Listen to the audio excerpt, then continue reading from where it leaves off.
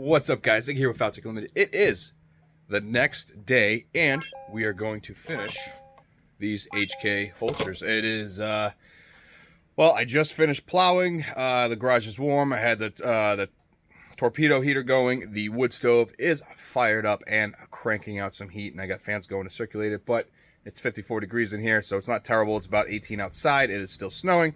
So let's get these holsters done. Let's get them out. And actually, while I was letting some stuff warm up, I went ahead and busted out a couple inside the waistbands to just knock out a couple other orders. So let's get to building. All right, so this particular holster, this one is actually going to be clawed. So while I have it out, I'm just going to go ahead and assemble this. Obviously, you can do this at any point during the process that you'd like, but I'm just going to do it now. And of course, the girlfriend is in the house doing some DIY projects, so she has my screw gun, so I have to go old school. Anyways, we're going to go ahead, mark where this is going to be. Oop. And that's there, so obviously this is going to be clawed. And we're going to throw this up right there. But I'm going to want, I want 3. There we go. I'm going to go ahead and bump this out to what we want it to be. So just right there. Just like that.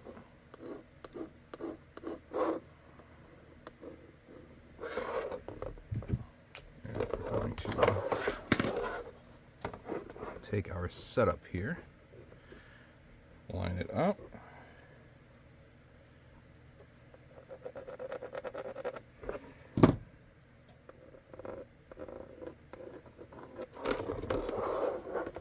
And then this is going to go straight. And this one is, it doesn't have an optic on it, so we're going to come up a little bit, or we can hit that body line. Actually, we'll hit the body line. And then you can see where that tape is that I put, and we'll come up and do just like that. Maybe come down a hair lower. Alright, so I'm going to go ahead, drill these, cut it out, and with a little movie magic, it's going to look like a holster. Alright, rough cut, looks pretty good. I'm just going to go ahead and check fitment and make sure we have enough room to have a good purchase. And then we're just going to keep grinding. Ah, looks good. So back on that purchase, it's actually not too bad. If you notice, I cut on the inside of that line because I didn't want a huge gaping hole there. But your knuckle hits right here. So we're going to go ahead and I'm going to go ahead and trace that out on the sander and then continue cleaning this puppy up.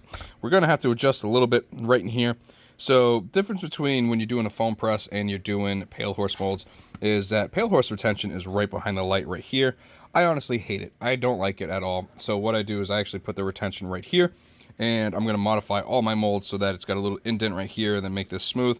That way all the retention is on the bezel, just like I have this here. You can see that indent and the click is right there.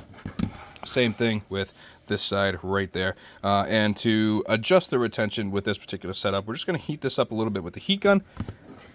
Once that's at the final stage, and then heat this side up a little bit too. And then we're going to work the mold inside, just work it in and out. And that'll set our retention and then make it enough so it doesn't hang up on anything. And then we'll have all the retention once we put the hardware in. So looking forward to that. Going to continue. All right. Let's get this going. We'll start off with this. These are the 1/8 inch pass-throughs. These are 3/4. I hate not having my drill.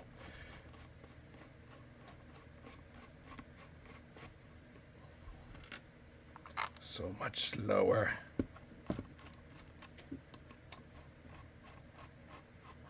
Or I should call it a screw gun, not a drill.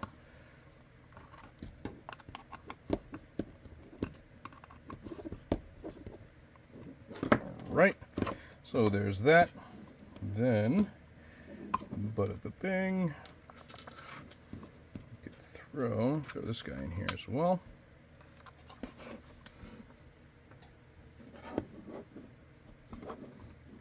these two smaller ones. And then our .4375.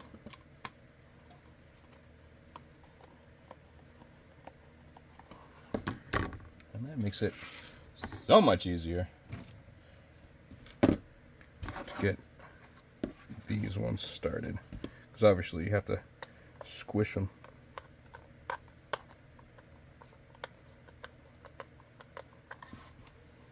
And that'll push down on this one, and then allow you to get that one started as well.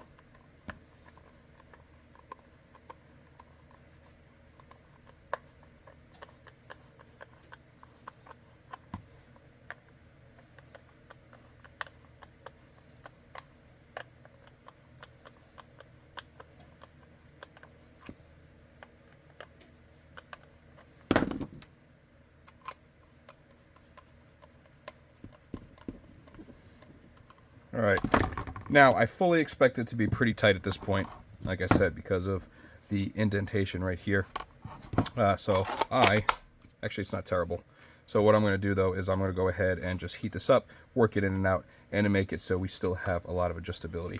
But for the most part, and that was placed absolutely perfect. Super happy with that, and I'm actually super happy with how this is coming out so far. So I'm going to go ahead, heat that up real quick, get that to just right, and we'll be right back.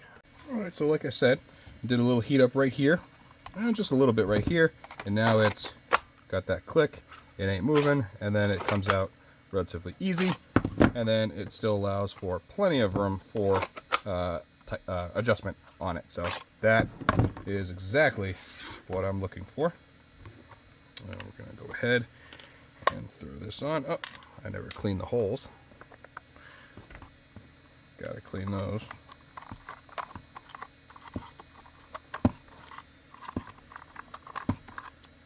Go.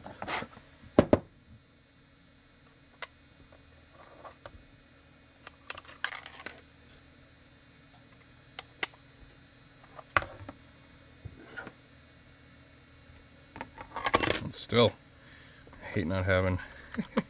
Although I got a few other drills I could probably do, but.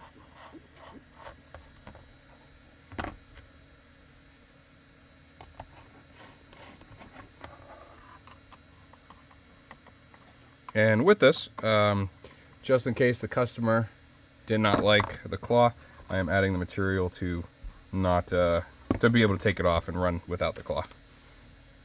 Thank you for watching this episode, the part 2 of the HK USP with TLR1 and the GGNG adapter. This holster came out beautiful, super stoked for it. I am happy, and I hope the new owner is going to be happy as well. So I'm going to end this one here. We are going to do on the next video the outside the waistband version. You can see that one if you'd like. Feel free to comment. Let me know what you guys think. Let me know what you want to see. And I have a lot more builds coming up with a whole ton of new content, especially with the CNC router in-house. So I got some mold making. Also, I had a gun show this past weekend, and I have another one this weekend. But last weekend I was asked if I had any MPX magazine carriers. And I thought I did, so I went through all my stuff, and I did not. I had a Scorpion one. So I went to planbholsters.com, and I ordered his MPX 9mm outside the waistband.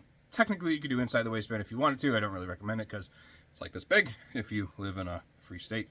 So anyway, so now I'm going to be offering the MPX 9mm. I just bought a magazine, so I can go ahead and fold it around it. Couldn't find it anywhere. Actually found one in stock on Gunbroker, which is really cool, and it was like 52 bucks shipped, which kind of sucks, but it is what it is. So expect these. I'm gonna put these on my website, and not sure if I'll film it or not, but I'm gonna have to make myself a trim jig because trim jigs from there are more than double what the mold is, which is actually a brilliant marketing strategy because you don't have to worry about it. So anyways, I'm going to leave this here. Huge shout out to Holstersmith and KnifeKits.com. Thank you guys for watching, and I'll catch you on the next one.